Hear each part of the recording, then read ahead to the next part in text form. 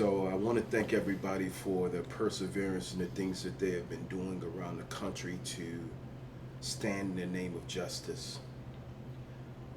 I wanted to do this video because I really believe that we are in a transitional period. This period that we're in is very important to the fact that it's critical to get civil rights correct, to the extent to where it's critical to get human rights correct. We need to go a step further. In the recent shootings in Baton Rouge, Dallas, in Minnesota, I believe that we need to consider not much time has been given to solving one of this country's most diabolical challenges. That challenge is the persistence of homicide in poor African American communities. That is a failure.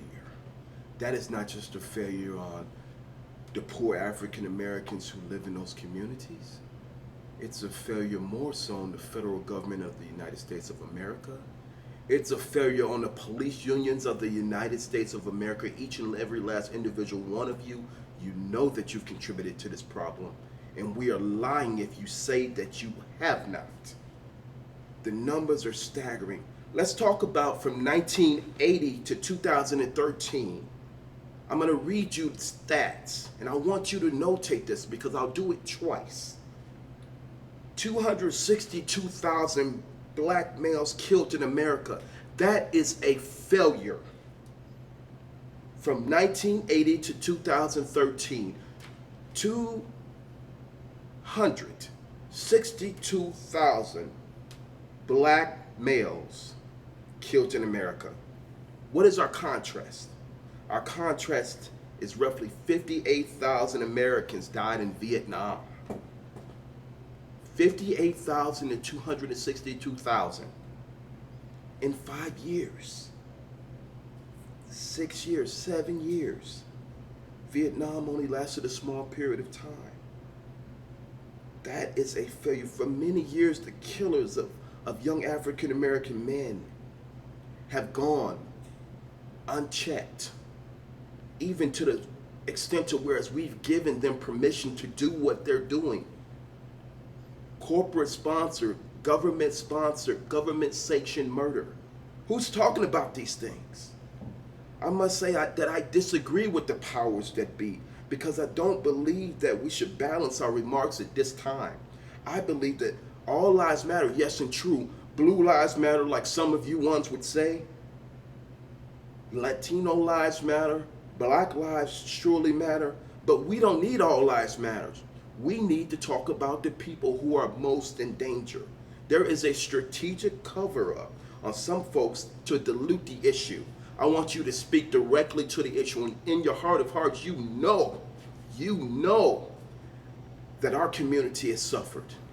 That these young black men have been pulled over time and time again. I'm not just speaking to the police officers, I'm speaking to the Department of Justice, who has allowed the killer cops, Tamir Rice.